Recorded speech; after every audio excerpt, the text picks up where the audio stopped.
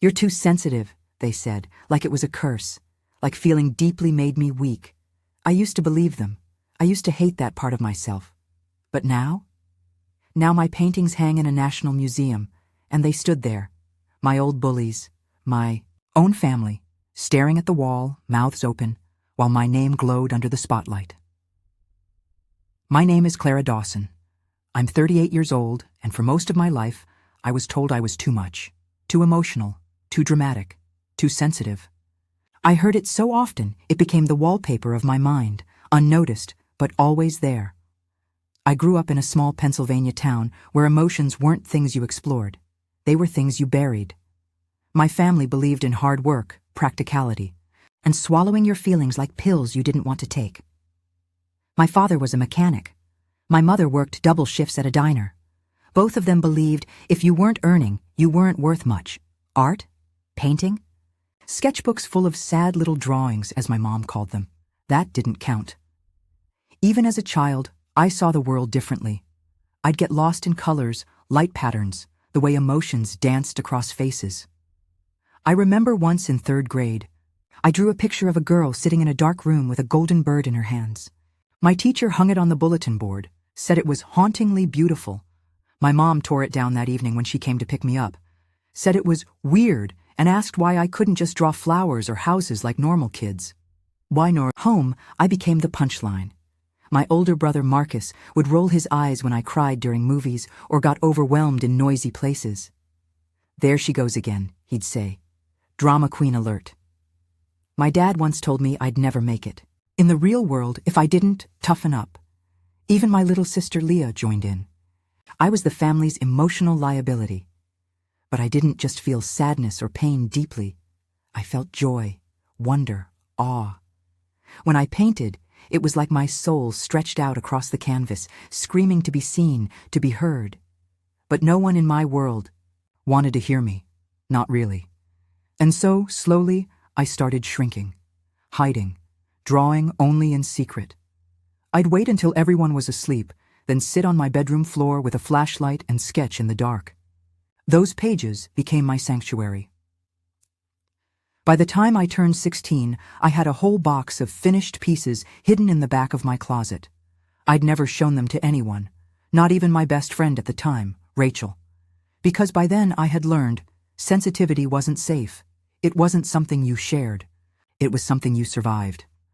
Still, I couldn't help myself. I kept drawing. I kept painting. It was like breathing.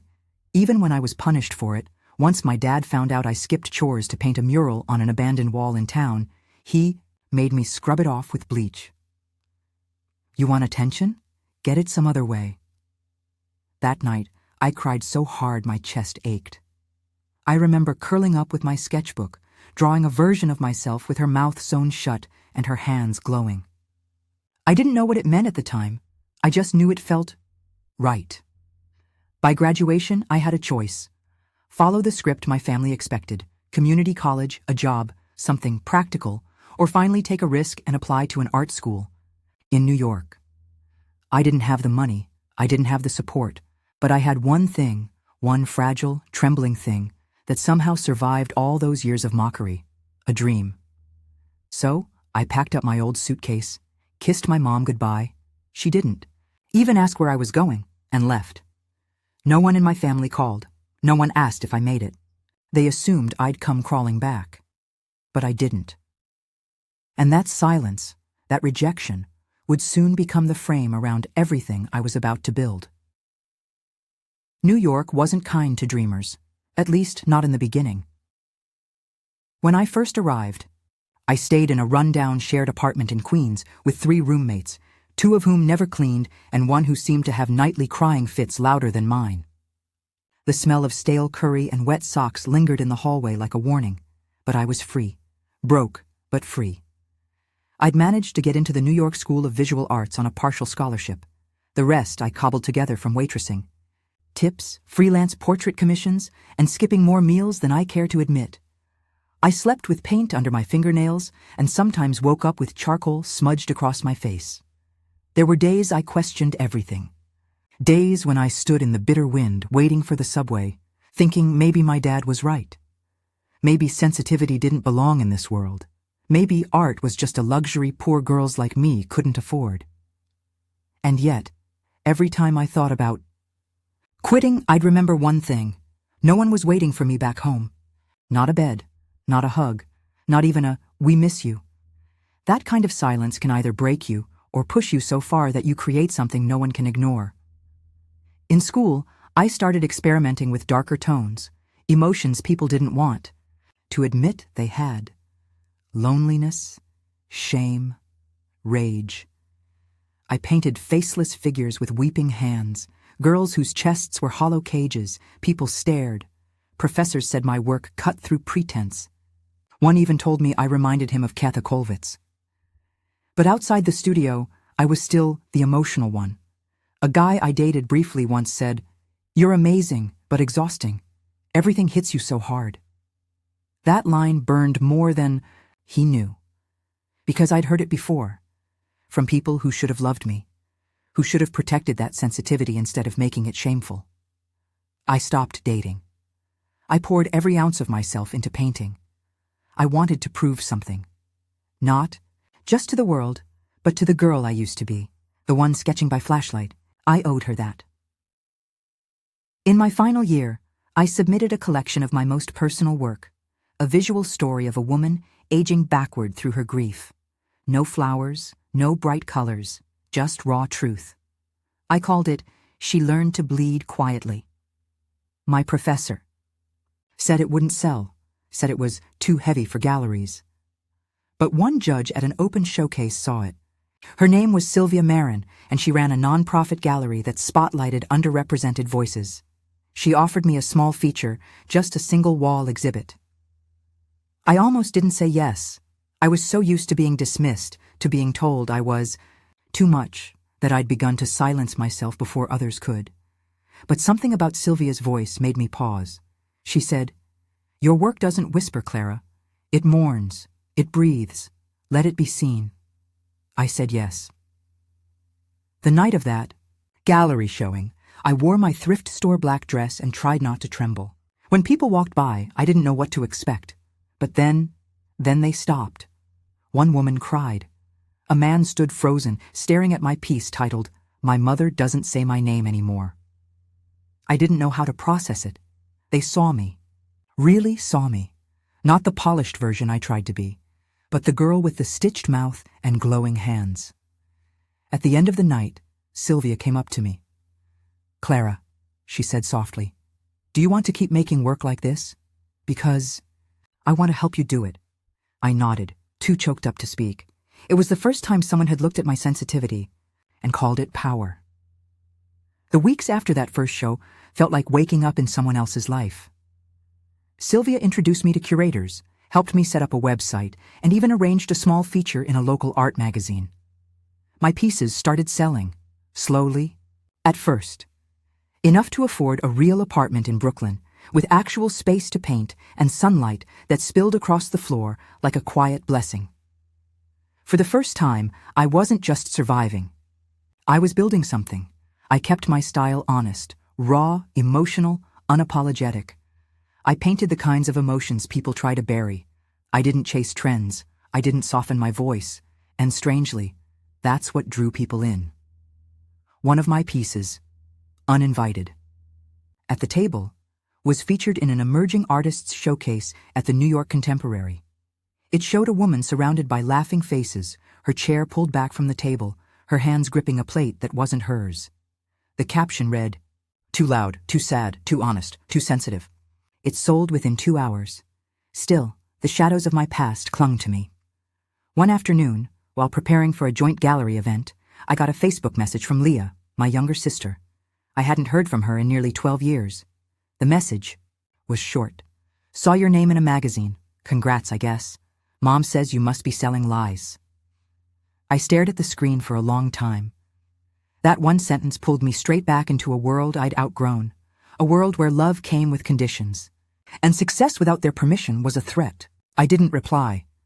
Not because I didn't have words, but because I knew they wouldn't hear them. A week later, my mother called. I'd forgotten she still had my number. Her voice hadn't changed, clipped, cold and laced with judgment. "Clara, your cousin's getting married. You should come. Show your face to the family. Let them see you haven't completely lost your roots." Lost my roots? I wanted to scream. I wanted to ask her if she ever remembered making me hide my sketchbooks or scrubbing the paint off my hands like it was filth. But I didn't. I just said, "I have a show that weekend," and hung up. She didn't call again, but something had shifted in me. I wasn't that invisible girl anymore. I had my name in articles. I had collectors asking when my next series would be released. I had critics using words like revolutionary and achingly real. But even with all that, I still felt haunted. Haunted by the little girl who just wanted her mother to say she was proud, who wanted her brother to stop calling her a freak, who wanted her sensitivity to be something sacred, not something mocked. So I started my next project. I called it The Sensitives. It was a series of 12 large-scale portraits of women, real women, not models or celebrities, each with stories like mine. I interviewed them, listened to the moments they were silenced, ridiculed, abandoned for feeling too deeply. And then I painted them, open, raw, breathtaking in their truth. One of them, a woman named June, told me, "My father used to say, 'You'll never get anywhere if you cry that easily.' I wish he could see me now." Those words stayed with me. And when the National Museum of Emotional History in D.C. reached out, asking to feature The Sensitives as part of their upcoming exhibition, I said yes without hesitation. They flew me out, paid for every detail. And as I stood in that museum watching the installation crew hang my work, I felt something I hadn't felt since I was a child. Not vindication, not revenge, but validation. I mattered. My voice mattered. My emotions mattered. I wasn't too sensitive. I was exactly sensitive enough to change something. The exhibit opened on a Friday afternoon, quiet at first, soft murmurs, the clicking of polished shoes on marble floors. Curators, press, visitors trickling in, some already familiar with my work, others discovering it for the first time. The title wall stood tall. The Sensitives, by Clara Dawson. 12 portraits, 12 stories, and mine threaded through, them all like veins under skin. I stood near the edge of the room, close enough to feel the energy, far enough to stay invisible. I liked it that way, watching people react. Some cried, others stared silently for minutes. One woman reached out, almost as if she could touch the painted grief. It was everything I ever wanted. And then, through the shifting crowd, I saw them. My mother, Marcus, Leah. They walked in together, dressed like they were attending a church service they didn't believe in. My mother wore the same navy coat she always wore when she wanted to look like she belonged somewhere. Leah clutched her phone. Marcus looked around, his expression already half bored, half smug. For a moment, I couldn't breathe. It was as if my lungs had folded in on themselves. I hadn't invited them. I hadn't even told them the exhibit was opening. But there they were. And they were standing in front of Uninvited at the Table. I watched them read the title. My mother's lips moved slightly, like she was whispering the words to herself. Marcus raised an eyebrow. Leah tilted her head, almost curious. I could see it in their faces. Recognition, discomfort, maybe even shame. Then my mother turned around and saw me. Her expression froze. For a long moment, she said nothing, just stared, then slowly walked over. Marcus and Leah followed, as if they'd rehearsed this. "Clara," she said, smoothing her coat. We didn't know it would be this big." I nodded. "You came all this way." Marcus gave a dry chuckle. "You made the news. Mom said it couldn't be real." Leah looked down at her heels. "I didn't think it'd be like this." I wanted to laugh, or cry, or scream. But instead I just stood there, steady, like the portraits behind me. I didn't flinch. My mother glanced over at one of the paintings, the girl with the sewn mouth. Her gaze lingered. "I suppose that one's about me," she said. Flatly. I didn't answer. I didn't need to. "You always were emotional," she said after a pause. "We didn't know what to do with that. You made everything so difficult. That's when it broke in me. Not the pain, but the need to explain, to defend. I was done doing that." "No," I said. "I wasn't difficult. I was just different, and you didn't want to deal with it, so you made me feel like I was broken." Leah looked up, eyes wide. Marcus opened his mouth to interrupt, but I kept going. "You all mocked me for feeling too much. You told me I'd never survive like this. But this is why I survived." Behind me, someone walked by and snapped a photo of one of the Sao pieces. A flash lit the wall for half a second. My name glowed on the placard. "I didn't paint these for you," I said quietly. "But I'm not hiding them from you either." They didn't respond. Not really. My mother gave a stiff nod. "Well, I suppose it's good you found something to do with it all." With it all. Like my pain was just a pile of laundry I finally cleaned up. I let the silence hang between us. Then I smiled. Not warmly, not cruelly, just truthfully. "I hope you enjoy the exhibit." And I walked away. I didn't look back, not when Marcus said, "She's so dramatic," under his breath. Not when Leah whispered, "Wait, Clara," like maybe she wanted to understand. I didn't need them to understand. Because for the first time in my life, they were the ones standing in my world, and they didn't know where to stand. I didn't. Cry after they left. Not because I wasn't emotional, but because I'd finally learned how to let my emotions move through me, not control me. That was the difference. That was the transformation. For years, being too sensitive had felt like a wound I was supposed to heal, or worse, hide. But now I realized it wasn't a wound. It was a radar, a compass, a gift. My sensitivity allowed me to see what others missed, to feel what others ran from, and to create art that made people feel less alone. That night, after the exhibit closed, I stayed behind with Sylvia. We sat on a bench in the quiet room, surrounded by my work. The lights were dimmed. The silence was soft. I remember whispering, "I never thought they'd show up." She didn't ask who they were, she knew. Instead, she said, "Your story, it's already helping people. They just don't know how to say thank you." I looked around, at the portraits, the caption cards, my name printed over and over again in soft gold lettering. I didn't feel proud. I felt grounded. So I did something I hadn't done before. I stepped in front of a camera. An arts channel had asked to interview me about the sensitives. I'd always said no to video, too personal, too exposed. But now, I wanted to speak. The interviewer asked me what inspired the series. I said, "My whole life, people told me I felt too much, that I'd never survive this world unless I toughened up. But what they didn't understand was, I wasn't meant to survive the world.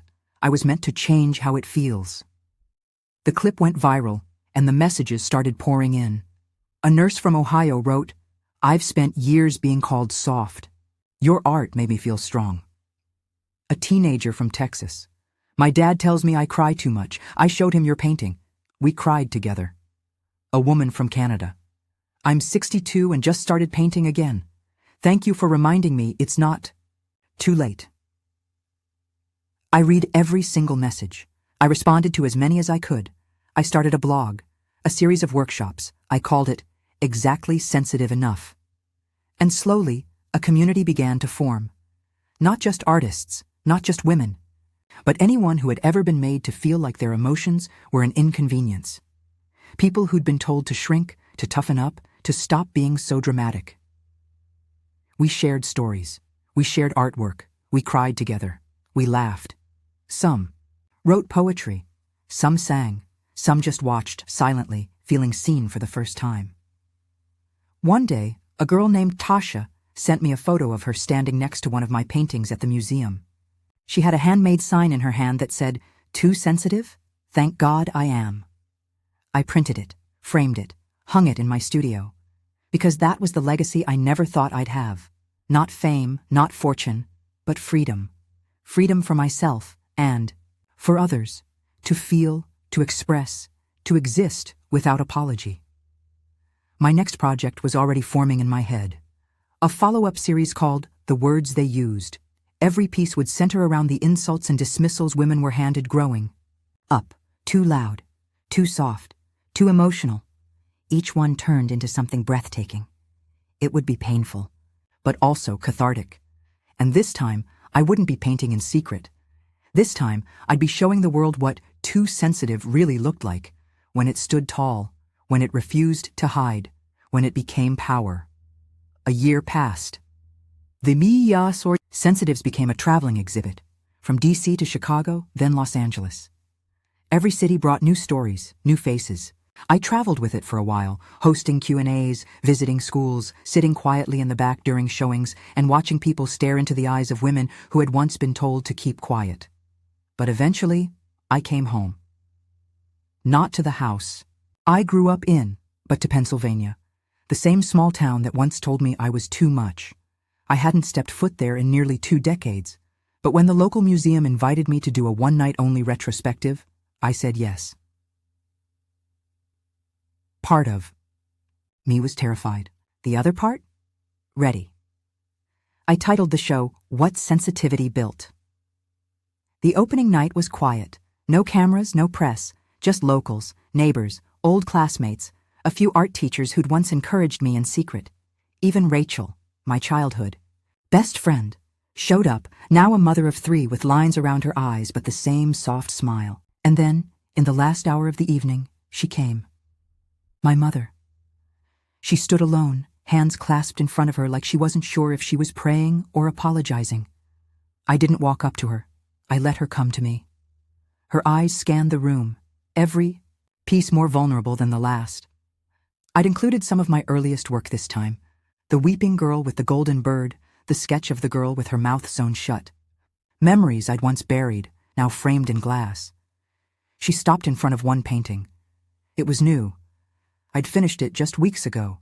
A woman standing in the middle of a storm, face lifted, soaked in rain, but unshaken. The title. She doesn't need shelter anymore. My mother looked at me, her mouth opened, closed. Then finally she whispered, "Is that one me?" I took a breath. "No," I said gently. "It's me." She nodded, and for once she didn't try to explain. She didn't deflect. She didn't justify her silence, or the years she mocked the very part of me that saved my life. She just said, "I didn't know. I didn't understand." And that was all she could give. I didn't say, "It's okay," because it wasn't. But I did say, "Now you do."